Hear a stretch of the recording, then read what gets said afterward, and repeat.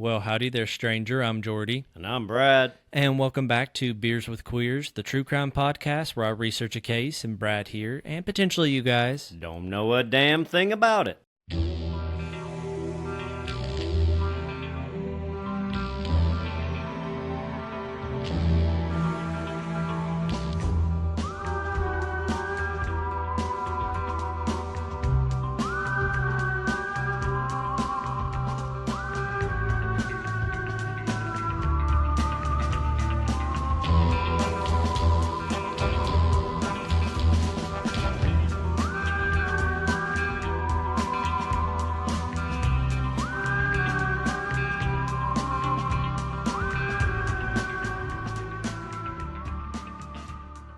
Today's episode is also a very special episode because we are not reporting to you from our normal podcast studio. We are reporting to you from Seven Stages Theater in 5 Points, Atlanta, Georgia. This is our first on-the-road show. Yeah, our first, we took the podcast on the road and we're set up in a historic theater.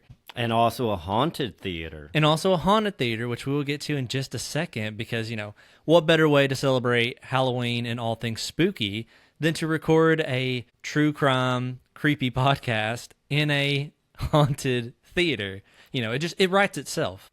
But of course, before we get into that, definitely a huge shout out to the person that made all this happen, which is Josh. I don't want to say his last name because I don't want to dox him if he doesn't want it. But he set all of this up, and it has been an extraordinary day. I did not know about 5 Points Halloween Festival and Parade, which we were in the parade earlier today, and it was amazing. There is literally a block party of thousands upon thousands of people right outside this theater on the street right now. Yeah, I never actually knew about the 5 Points Halloween Festival until Josh mentioned it.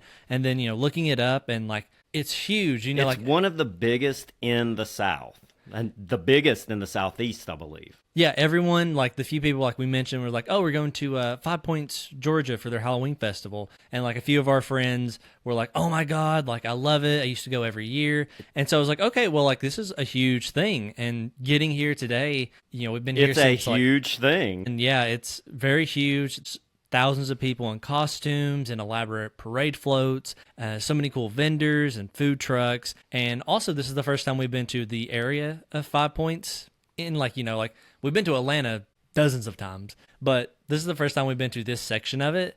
And it's awesome. It's really awesome. I love it. There's so many cool little shops and restaurants. And I just want to come back for a weekend and just hang out and explore because there was so much, but there's also so many people that can't today because they're getting a little overwhelmed. But yes, huge shout out to Josh for making this happen, setting us up in the theater. They really more than welcoming and accommodating. We've had the VIP treatment all day. We have, and we came with a ton of crap, and they just let us set up our little shop, and they, let us have at it and do our little podcast, so we greatly appreciate it. It's funny because with so much going on, the dressing room here is the best place to shoot the podcast. It has the least amount of background noise, but you may hear just a little bit because it gets wild out there every so often, and it is just overwhelming in a good way. No, it's overwhelming in a good way. It's kind of like Dragon Con. So once you acclimate to it, it's really fun, really laid back, really good vibes. But yeah, this was perfect. We got set up in the dressing room. We didn't have to set up any lights. The table is perfect height, so we didn't have to set up the tripod. So everything that could go right has went right. So very exciting, very awesome. And we actually walked in the parade with Josh and the Seven Stages Theater Company for a festival they're actually promoting coming up next month. And so, of course, to pay them back for their generosity today, definitely wanted to give a little shout out to that festival that they're planning. So next month, about the middle of next month, starting on November 14th, they are actually going to be organizing and hosting the First Voices Festival, which is a celebration of indigenous cultures. It is just a combination of stories, music, art, and just going off their website here, just to give you the best possible explanation because we can't explain it better than they can. It's an event that features storytelling and music from honored indigenous elders, music, flute crafting techniques, And also, they'll be doing shared food and conversations about traditional indigenous foods. And the most important thing Josh did want us to mention was their powwow, which is November 15th and 16th. And there is a field right behind the Seven Stages Theater here in Georgia. And they're just going to have all kinds of crafts, and it's kind of like a field day. And they're going to have the dances, the indigenous dances, which should be really interesting. Yeah, it's going to just be really fun. It's going to be a celebration of culture, and a really good time. We'll probably try and make it down because love learning about different cultures and traditions and, folklore and just, like all sorts of different things. Just experiencing other people's way of living is, very fascinating and very important right now. Important and educational. So if you are in the area or you can find time, definitely check out the First Voices Festival going on November 14th. Also, the powwow going on November 15th and 16th. And then it looks like they have a few more on November 21st and the 28th. So, whole month of November, you got chances. And we'll put this up on our official Instagram page. But you got all sorts of chances to check it out. And once again, they're amazing, so sweet, so welcoming. And like I said, they just welcomed us with open arms and let us set up shop in their theater. So, can't thank them enough. And before we get into the main episode, we have to tell you a little bit about the theater itself and why it's haunted. So let me pull up the article Josh sent us because, again, I cannot explain it better than they can. So according to multiple people here, since the theater opened up in 1985, although it was built decades earlier, there is one ghost here in particular. I think, what did they call him? The Whiskey Ghost? The Whiskey Ghost. He is called the Whiskey Ghost, and he is not a malevolent spirit. He is very mischievous, though, and he'll mess with things like mics and lights, cause them to unplug or flicker or malfunction. Just a lot of minor inconveniences. I think the way they appease him is by leaving him a whiskey before each show. Well, I think the story is they found out he had apparently a really good taste for whiskey because anytime you'd set whiskey down, because, your theater, you celebrate with a little drink here or there, it would disappear. And, when it happened and he got like an offering, the mischief would stop. So eventually it became known as the Whiskey Ghost, and before every show or just every so often, they'll leave him a little shot or even a full bottle of whiskey, according to this article.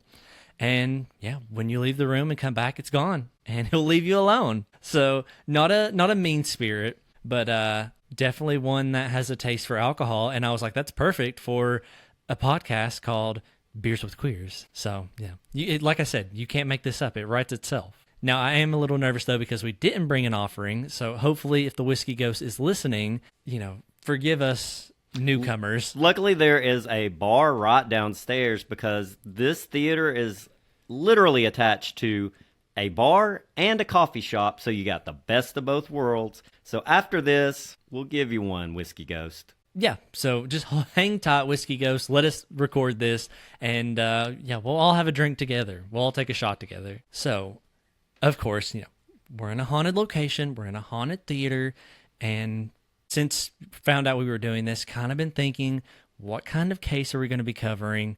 I didn't want it to be straight true crime because, in a haunted location, you kind of want to add a little spookiness to it. So I was trying to find cases that were paranormal or had aspects of the paranormal to it. Plus, if it was like pure true crime, I'd feel a little weird sitting here as Mr. Tumnus and Finn from Adventure Time giving this. So the ones that are listening, we are in costume because we were in the parade. Yep. And we are celebrating Halloween here at the festival. So we are in costume. I'm actually probably going to put this episode on the YouTube channel that we have. YouTube channel usually runs it's random episodes. We just put them on there. But this one, since it's timely, I'll probably put it up around Halloween so that you can actually see our costumes if you want to.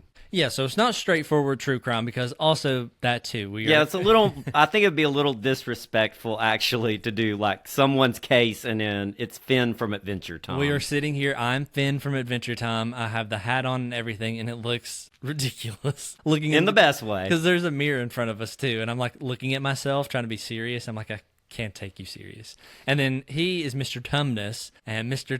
Tumnus is wearing some low cut.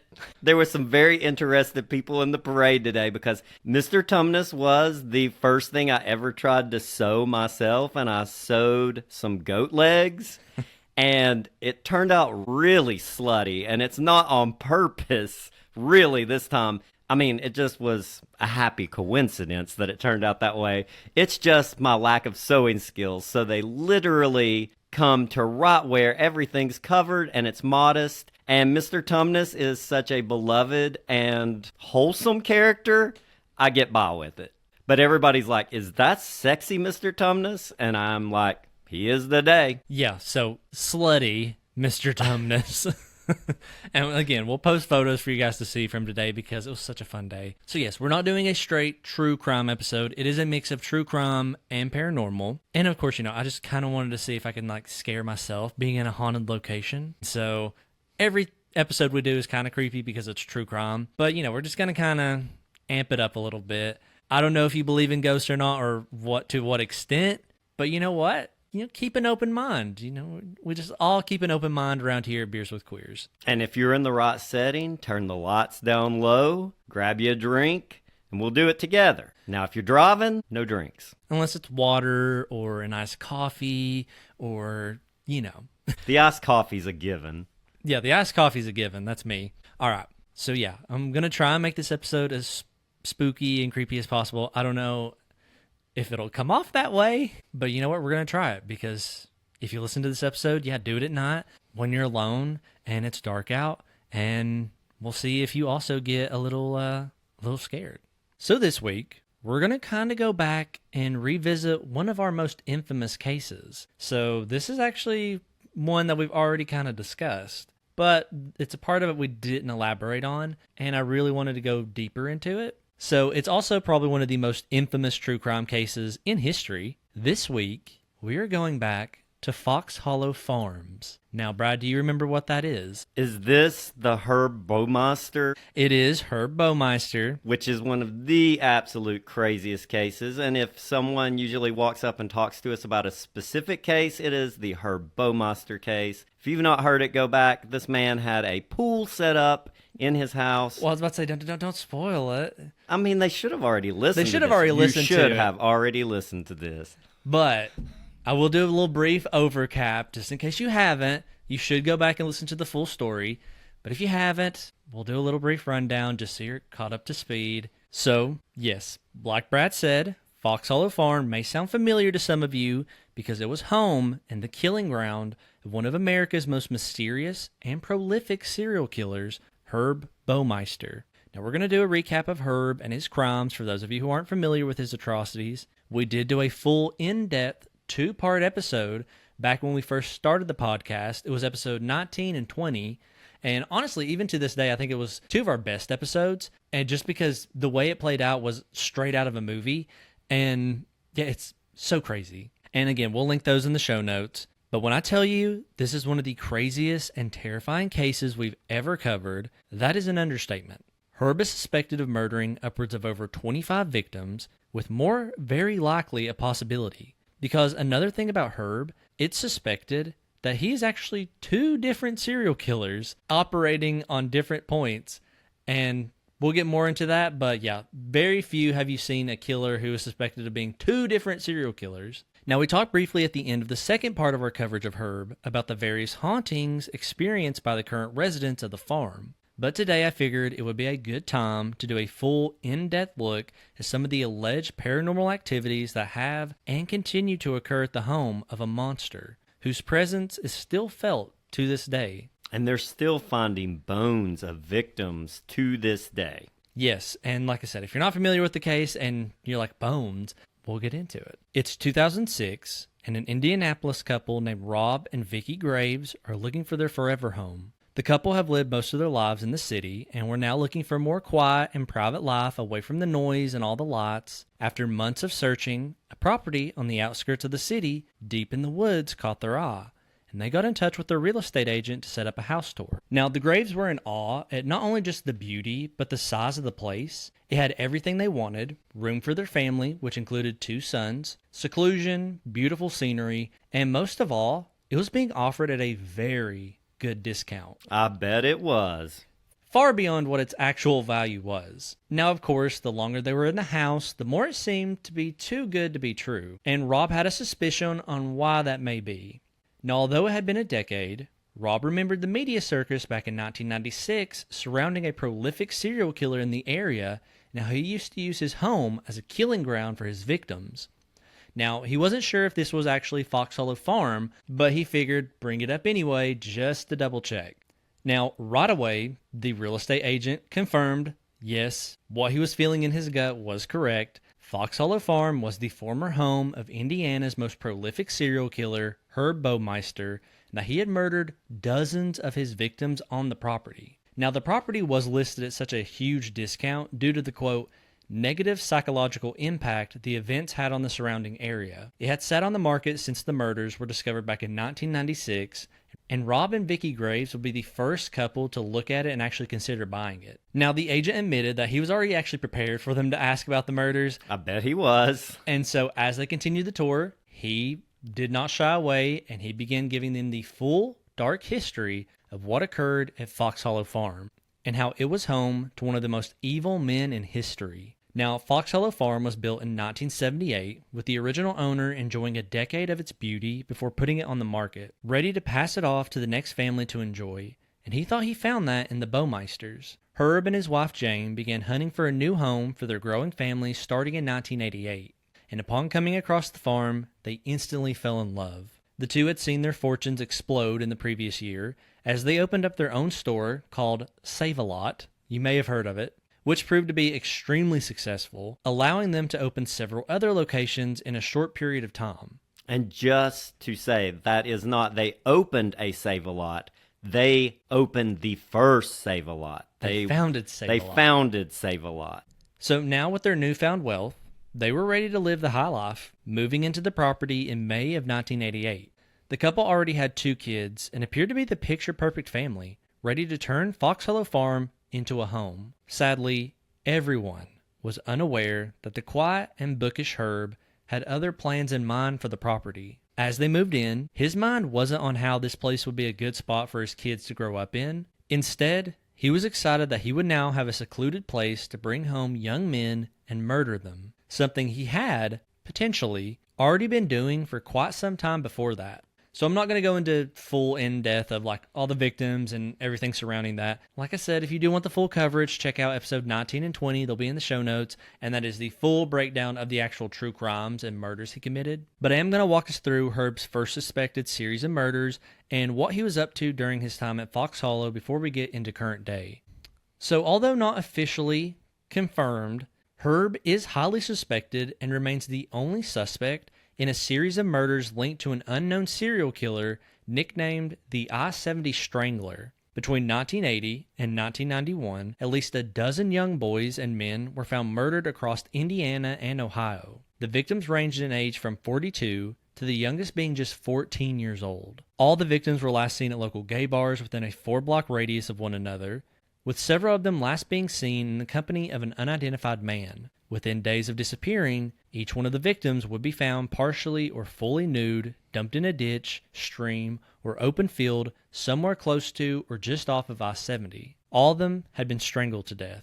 The murders caused little waves in the news, sadly, mainly due to the fact that many of the men were openly gay, and this is the 1980s. But although the main news media wasn't covering it, local queer activists were protesting and fighting to keep the stories in the headlines and for the police to bring the killer or killers to justice. Sadly, after more than a decade of finding bodies along I-70 and no arrests or suspects in custody, the murders abruptly stopped, with the last one having occurred in October of 1991. The case went cold for the next several years, after that until the discovery of the horrors at Fox Hollow, at which point investigators went back and looked at the evidence and victims of the I-70 Strangler. The victims in both cases matched a specific profile. The cause of death for the majority of the victims was strangulation, and all were picked up at local and popular gay bars. Police publicly announced Herb as their prime suspect in the I-70 case in 1999, believing the reason the murder stopped so abruptly in 1991 was because Herb had moved into Fox Hollow Farm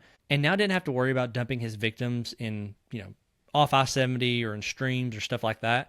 he would just get rid of them on his property. That's what I was going to ask. When did he buy the farm, and when did the murders stop on I-70? He bought it in 1988, and the last murder was in 1991. But he was also a closeted gay man that if his wife's at home, he's not bringing people home to murder. Well, I was about to say, also, we have to get into that. Like, for the first few years, his wife was home getting the house ready.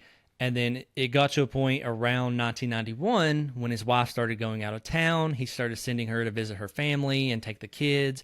And he would use the excuse, well, I have to stay back and manage the stores, which perfectly reasonable. And so he's like, you just take the kids, have a good weekend to yourself, I'll be fine. Which he would use, now that he has this whole mansion, it's a mansion, to himself. It's a mansion. You need to look it up. Lure young men back from gay bars and murder them and dispose of their bodies on his property. And we'll talk about it, but yeah, when we say dispose of, we're talking the remains of at least 25 people. And they're, again, still finding bones today. So if this is true, and Herb is the I-70 strangler, that means he had already killed at minimum 12 people before even setting foot on Fox Hollow, where he would do the majority of his murders. So that, put that into perspective, already a dozen people, and that's not even the majority of the people he killed. Now, it wasn't long after Herb moved into Fox Hollow that men from the surrounding area of Indianapolis would begin to vanish without a trace. It wasn't enough at first for most people to notice. One or two here every 6 months or a year. And of course, their friends and loved ones would panic, but the community at large would kind of just be like, early 90s, it's still really tough being gay, especially in Indiana, so maybe they ran off with a lover or to a bigger city where it's more accepting, and so it sucks, but it did happen. That did happen back then. But as the years went on, more and more men began to disappear, never to be seen or heard from again.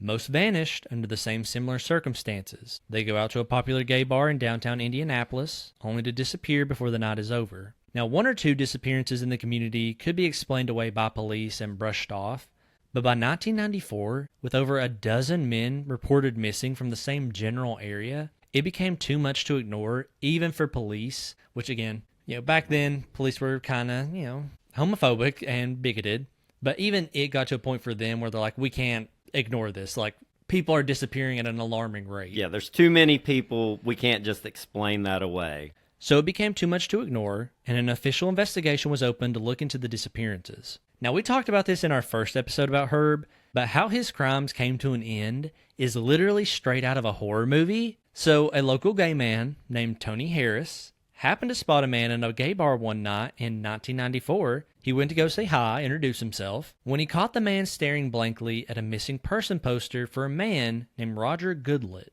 Tony's best friend, who had disappeared weeks before. This part is absolutely crazy. Now, Tony would later say, for reasons unknown, he just felt it in his gut that this man, standing in front of him, was the one responsible for Roger's disappearance. And if police weren't going to do anything, he was going to investigate it himself. Tony flirted with the man, who called himself Brian Smart, and eventually Brian invited Tony back to his home on the outskirts of town, which he accepted. Brian drove them out to the property, a sprawling mansion in the middle of the dark woods, and led Tony into a dark room in the basement. Flipping on the light, Tony was horrified to discover it was a pool room filled with what, Brad? Mannequins. Filled with dozens and dozens of mannequins, which I can't think of a more terrifying scenario. It is literally out of a horror movie. But even then, he kept his cool. He didn't panic, try to run, tell him to take him back. He kept going because he goes, I'm here and I'm going to see if I can find anything to prove that this man was responsible for my friend's disappearance. And that's what you call ride or die. It's also the part in a horror movie where you'd go, they wouldn't do that. They wouldn't stay after they see a bunch of mannequins in this thing. I would be creeped out and run away, right? You're like, that wouldn't happen in real life. No, it happened in real life. And it gets worse. Oh, much worse. So after talking for a little bit, the man said he was into autoerotic asphyxiation and asked if he could strangle Tony with a garden hose, to which Tony accepted. The man, calling himself Brian Smart, began to strangle Tony to the point that Tony almost lost consciousness. However, he hung on because he knew he couldn't get knocked out because then there's no telling what would happen. He already suspects this man is murdering people, and he is putting himself in a murdering situation. And like I said, if your friends aren't willing to do that, get better friends. Do you really have friends if they're not willing to be choked almost to death to prove? That's all I'm saying. I'm saying my I expect at least a few of my friends to do that for me. Like I said, ride or die, baby.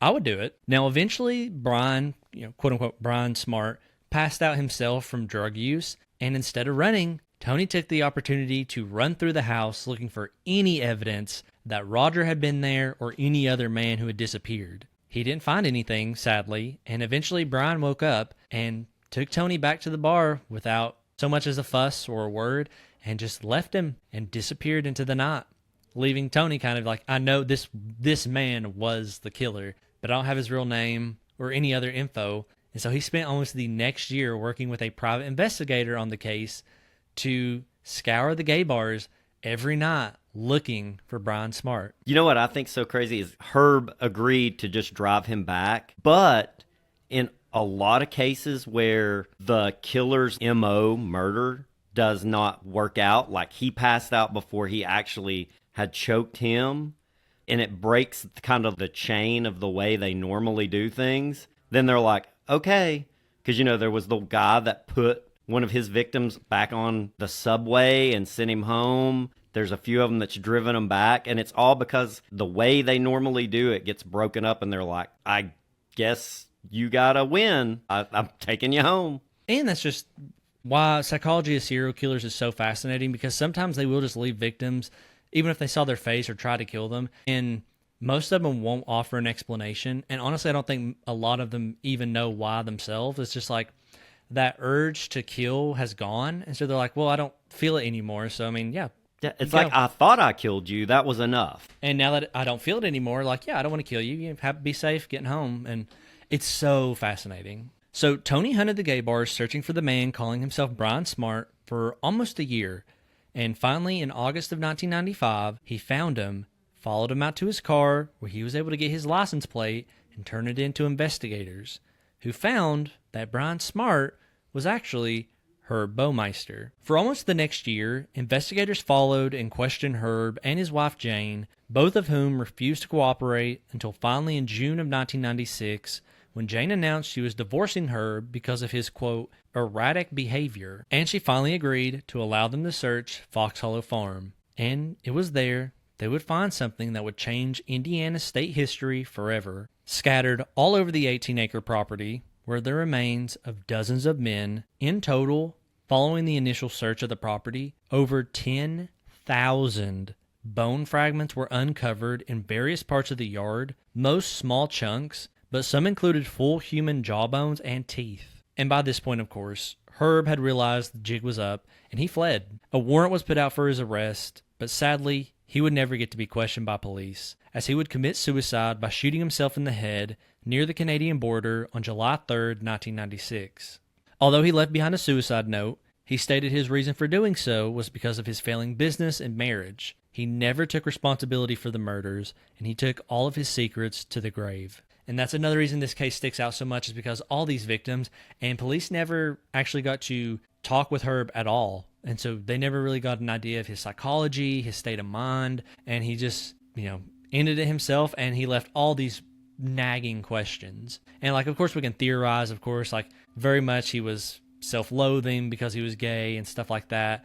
But, what would he have actually said? Now, following the discovery on Fox Hollow, the community was left horrified as more and more remains were found, and more men were identified as being among them. Sadly and horrifyingly, only 7 men were able to be identified from the remains found on the property, but investigators confirmed that they had found the remains of at least 25 men, meaning they left 18 unidentified victims. But the road to give these victims their name backs was easier said than done, and the investigation would go on for years. Now, as the case began to fade from the memory of the public at large, it remained a stain on the state's history as investigators worked behind the scenes to continue and identify the remaining victims. Which, of course, leads us back to where we started this case. The agent finishes explaining the house's history to the Graves, telling them that Jane and the kids abandoned the house after the discovery, and the property was bought by a private investor who put it back on the market, where it has sat for over a decade. Now, after some contemplation, the Graves decided that despite its dark history, the house was perfect. And even if it was filled with horrible memories, they could fill it with better ones along with their 2 sons. So they purchased it and were moved in and ready to settle down by 2008. Of course, they would later state that it didn't take long for the strange happenings to begin around the property. But at first it wasn't from ghosts, but very real and creepy experiences. The first thing they had to deal with and get used to was what they called gawkers. The family quickly discovered that the farm was a popular spot for true crime and morbid enthusiasts to stop and see. Most were harmless, pulling up to the gate, snapping a pic and leaving. But others took it a step further and would prowl around the property and the surrounding woods, sometimes well into the night, which you do not do.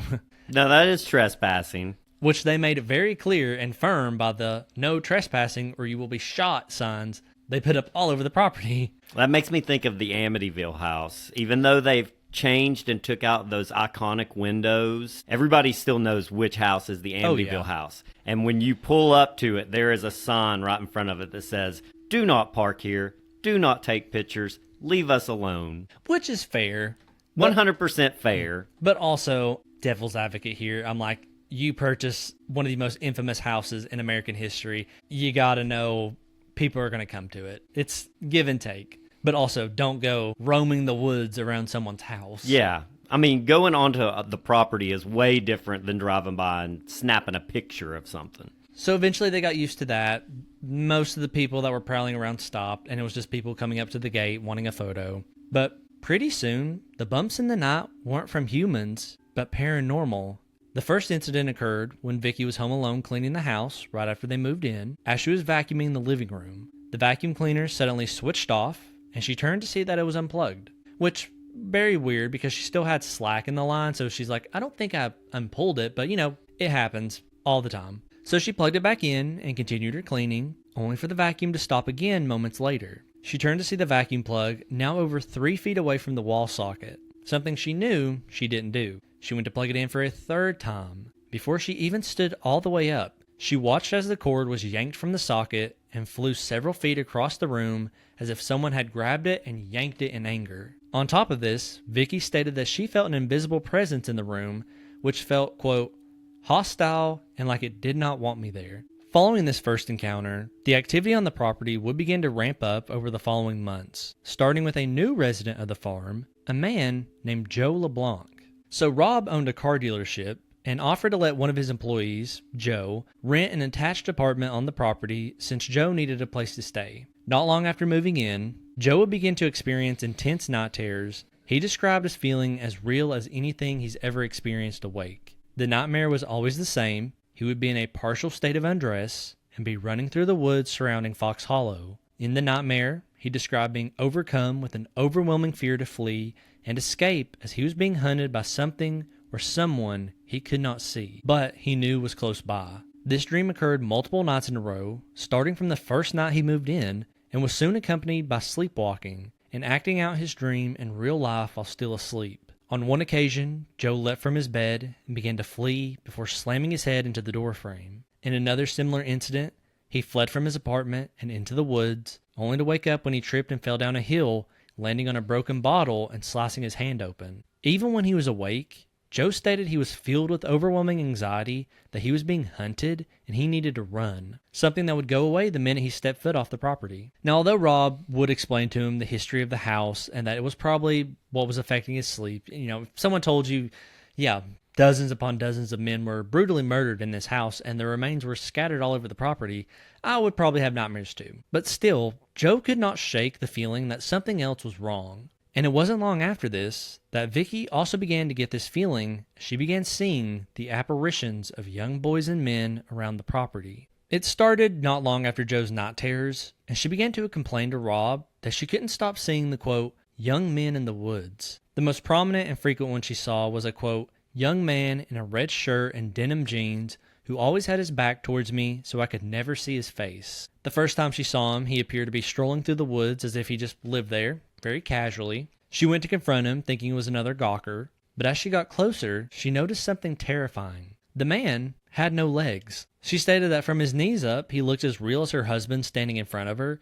but if she looked down, his lower legs were transparent. The man would not let her get too close before vanishing into thin air. Of course, can you imagine actually seeing that? Like, a man just like looks real, and then you look down and his lower legs are missing, I would have a heart attack, especially in the woods at night. Now, believing she was going crazy, she continued to try and rationalize it and brush it off. So Vicky was actually a renowned scientist and very well respected in her field, and so she very much wasn't a believer in ghosts before moving to Fox Hollow, but over time that started to change. Joe would also soon start reporting that when his night terrors began to weaken, he too began to see apparitions around the property, and even in his own apartment. One late night, he reported that he was preparing dinner when there was a sudden knock at the door. He called out, asking who it was, but received no answer. A few moments passed, and the knocking continued, this time louder and more forceful. He called out again, and again received no response. A few more moments passed before the knocking returned, now full-on violent, banging on his door. So this time frustrated, he ran to the door and flung it open to find no one standing on the other side.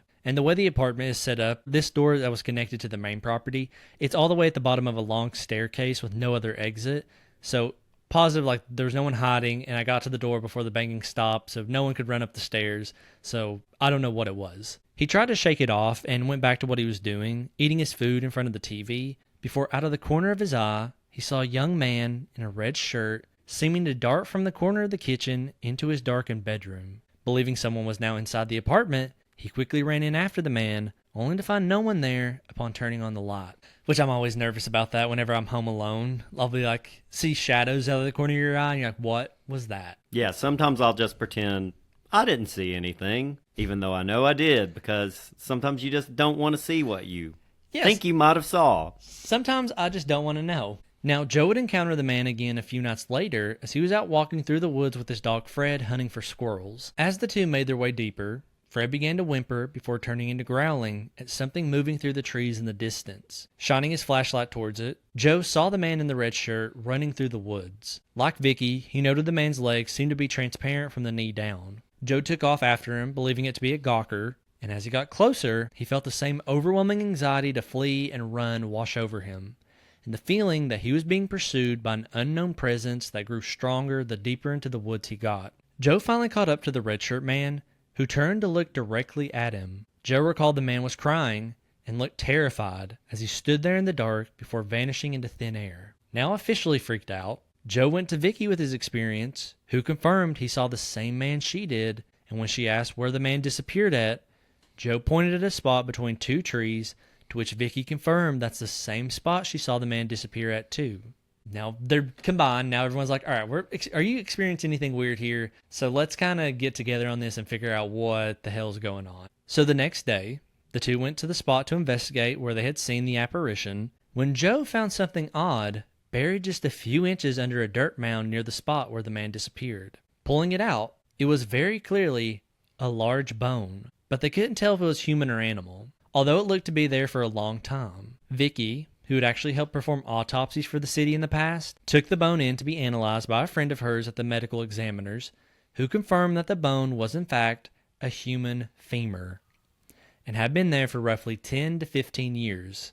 With nowhere else the bone could have come from, it was obvious this was a bone from one of Herb's victims that had been missed during the initial search, and sadly, it would be far from the last. So, again, to give a little bit more background, Herb's method of disposal for his victims on Fox Hollow Farm after he murdered them was to build large pyres in the backyard and burn the remains until there was nothing but bone left. Once only the bones remained, he would crush them and grind them up into small pieces to scatter all throughout the yard and woods of the property. Although police had found over 10,000 fragments, it was clear so many more were on the farm waiting to be unearthed. The femur was turned over to the local PD for investigation, and life for the Graves and Joe continued on, with Joe and Vicky hoping maybe the activity will slow down now that they found this bone and, maybe it was the spirit leading them to it so he could finally be at peace.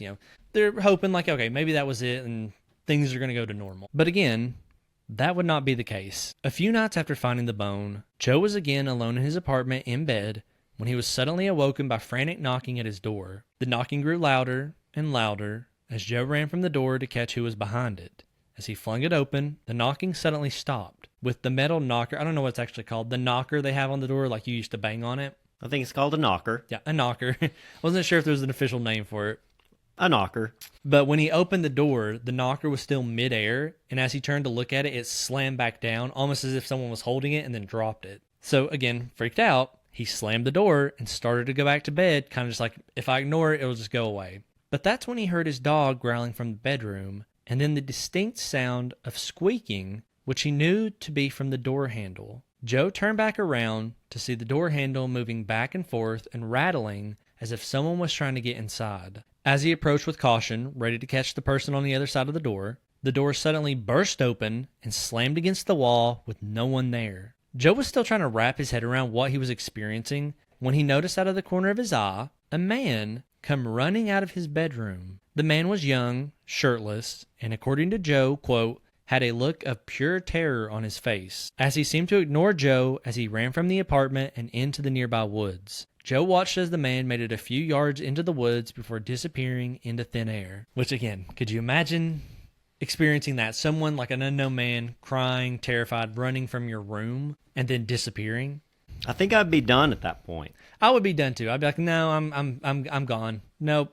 Now fully convinced something paranormal was happening to him, Joe and Vicky began looking into Herb's case and victims, and while going over a list of his confirmed victims with photos, Joe froze in shock as he stopped on one photo in particular. That's him. That's the man that was inside my apartment. At which point he pointed to a photo of Roger Goodlett. So up to this point, it's really just been Joe and Vicky experiencing the hauntings. I was about to ask, where's Rob in this? So Rob seemed to have had no prior paranormal experiences to this, and he took everything his wife and Joe said with a grain of salt, believing both were most likely just spooking themselves by the property's history.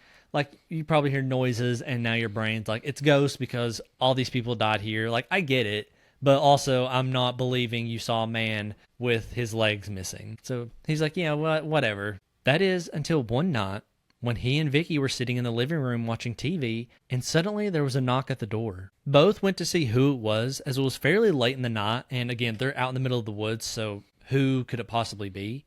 They opened the door, and the two were greeted by a young man who was soaking wet with, quote, a look of pure terror on his face. The man said nothing, as he seemed to run right through Vicky and Rob and into the living room before disappearing into thin air. So, now Rob's into it. Following this, the hauntings on the property took a dark turn as Joe would end up being physically attacked. One evening while relaxing in the pool room, a room that is believed by investigators to be the spot where Herb murdered most of his victims and where he kept all his creepy mannequins, Joe was swimming around in the pool along with the Graves' two sons when he was suddenly overcome with an overwhelming sense of dread. He began to feel as if someone was watching him and wanted to hurt him before he felt something begin to tighten around his throat. He would later describe how it felt as if two hands were clasped tightly around his throat, attempting to strangle him. He began to try and breathe or make any sort of noise, but found himself helpless as the force grew tighter and tighter. The boys saw him struggling and managed to pull him out of the water, which seemed to cause the force to let up, and Joe was able to finally breathe again. He recalls feeling an unseen presence in the room as well, with an overwhelming sense of hatred. Now it's ramping up, which is even scarier. Following this attack, things seemed to actually mellow out just a bit on the property. Rob, Vicky, and Joe were now all fully convinced that the property was haunted, and more than likely by the victims of Herb Baumeister, and possibly even by Herb himself. I was going to say, the one in the pool room, if it's anybody, especially if it's suddenly malevolent, was probably Herb. And they also say that because it all seemed to focus really on Joe. And when they went back and looked, it's like Joe fits the victim profile of Herb Baumeister, and all the activity seems to be around him. Like, essentially he was experiencing what Herb's victims may have felt, like overwhelming sense of fear, anxiety, and he was having night terrors related to that. He was seeing the victims like reliving their final moments possibly. And then in the pool room, which is where Herb used to take most of his victims, now he's being physically attacked. And also at one point, Joe would later confirm in an interview, like he's like, I wasn't like freaked out, but he's like, I put like a recording to see like and ask questions in my apartment, and I actually got a response, and I was like, who are you? And a man's voice whispered, the married one. And the only one of Herb's victims that was married was Herb himself. So they're like, that may be a clue that the ghost haunting this place is Herb. So like I said, Rob, Vicky, and Joe continued to report seeing various apparitions running and wandering through the woods at all hours of the night, along with screaming and crying occasionally being heard, and frantic footsteps throughout the house. Realizing that there may be something more to this, the Graves began to open their home to paranormal investigators to come in and conduct research, including the crew of a little-known show called Ghost Adventures. You may have heard of it. Zach Baggins and his team went out to the property to film an episode and reported various occurrences, including a strange, quote, white mist forming in the home's game room, as well as various EMPs, including voices that told them, quote, Herb did it. One investigator stated that there was a deeply negative presence in the apartment where Joe lived, and the team recorded a knocking being heard on the door with no one around to cause it. Other paranormal investigative teams had conducted research on the property, with all of them reporting some sort of activity. One team was there during the middle of a rainstorm and stated they saw various young men in various stages of undress running around the woods and disappearing in midair. Others reported seeing shadow figures running around the pool room and through the walls, while others reported hearing crying and screams echoing off the pool room walls. One investigator who was in the pool room recalled that she was taunting the spirit of Herb to try to get a reaction out of him, when she suddenly felt a sharp pain in her side before being pushed by an invisible force, causing her to fall into the pool. Now, besides those three, the Graves' two sons reported having very few personal encounters with the spirits of the property, although they recalled later on that several occasions they were awoken by loud knocking on their bedroom doors at 2 or 3 in the morning, and opening the doors to find that no one was there. One boy also reported feeling a very uneasy and, quote, dark presence in their walk-in closet, oftentimes hearing what sounded like someone moving around inside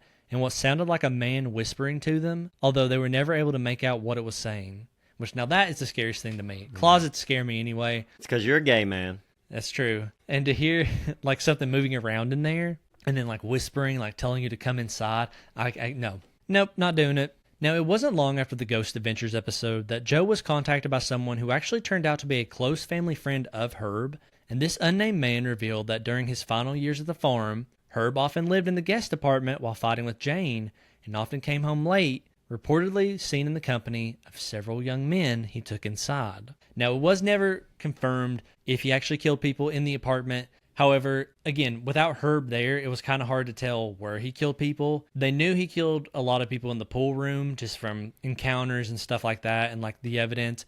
But at the same time, they found circumstantial evidence that he did it in his bedroom where he slept with his wife. So him doing it in the guest room or the guest apartment isn't out of the realm of possibility. And so he probably killed people all over that house. And even if he didn't, I mean, 25 people, spirits, they're going to haunt all over the place. So Joe eventually moved out of the apartment and away from Fox Hollow Farms, and the Graves reported that the activity slowed down greatly after his departure. But that unexplained footsteps, whispers, and the occasional apparition still persist to this very day. The couple continue to open their home to paranormal investigators and have since learned to live with their ghostly roommates. But it's not just paranormal investigators they've opened their homes to. The couple has also been working with local investigators over the last several years to do more excavations of the property in search of even more human remains. From the time they found the femur to this day in 2025, the Graves have stated that they can't go more than a few months without finding another bone that turns out to be human. All over the property, small bones and bone fragments get unearthed after decades, including several thumb bones and vertebrae, all of which are, of course, turned over to police. The discoveries were so frequent, actually, that it made the local PD realize that maybe the initial search wasn't as thorough as they thought it would have been. Starting in 2023, a new search effort was launched to recover the remaining bones on Fox Hollow Farm, as well as identify the remaining 18 victims that we know of Herb Baumeister. So far since 2023, 3 more victims have been identified and received their names back, bringing the total number of identified victims to 10. That's still a lot of unidentified victims. A lot, at least 15 more. And so we're making good progress. It's been 1 a year so far. So they are hard at work. Like, props to them. Like, they're not letting this die, even if it's 30 years ago.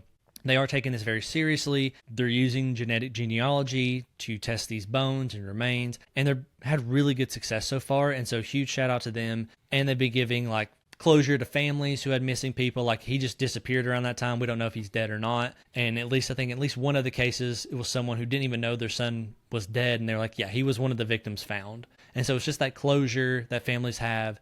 And now they have their names back and they can be remembered. And so it is really good work. And so while that is good progress, there is still a long way to go. And even though this case is 30 years old, there's still so many mysteries left to be unearthed, and hopefully one day soon, all of the victims of Herb Baumeister can finally rest in peace and have justice. And that is the haunting of Fox Hollow Farm. And I mean, if there's going to be a house that is haunted, that's going to be a house that's haunted. Because the Amityville house, honestly, there wasn't that many people that died in the Amityville house. We're talking like dozens of men. At least 25 men killed on that property. Not only killed, but their remains are there now. And like we just said, there's still all these remains that aren't found on the property. So they're still there waiting to be unearthed. And So if you're a ghost and you want your remains found, you're going to come and you're going to make yourself known. yeah, and also, so I don't know if you believe in ghosts or anything like that, but I do believe in what is called a residual haunting. And that's what they think a lot of these encounters are. So a residual haunting is not like a ghost per se, but it's like an area that has saw a lot of negative activity, and it has recorded, is the word they use, recorded the events that have happened, and they will replay every once in a while because there's so much negative energy. It's like energy can't be created or destroyed. So it's still there. And this has got to be some major negative energy. And honestly, I've never had a ghost experience per se, but I will say a couple of years ago, we went to Waverly Estates. Mm-hmm. And I will never forget, there was a group of us. We were actually going to a haunted house inside of Waverly Estates. And you had to walk up this big hill to, it's an old sanitarium, and thousands of people died there. This is the one that actually has the death tunnel. The death tunnel, yeah. Where they would just had a chute that they would just throw bodies in and they would slide down to the bottom of the thing because they had so many people dying every day from tuberculosis. And so we're walking up this hill and, you know, it's Halloween.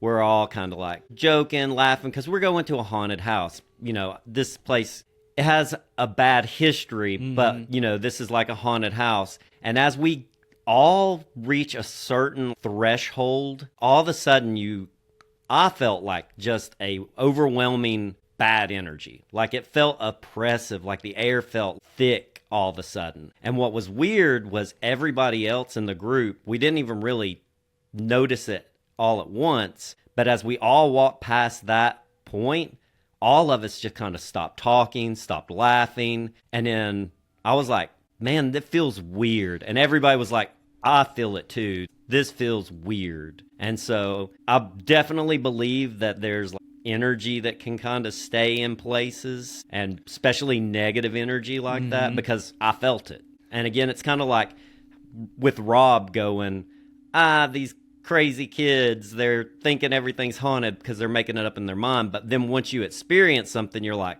oh, okay, I have a reference point now, so I get it. Yeah, and so like Brad was saying, fully like places that have had like bad things happen, like they keep that energy, they keep that negativity. And I feel like you can feel it. Like even if you don't believe in paranormal, you go somewhere where something bad's happened and you can just feel the change in energy in that area. And so also like they were saying, like it's just not so much that there's a ghost per se, like just walking around like haunting people. It's the fact that these negative events are replaying themselves because the energy is still there.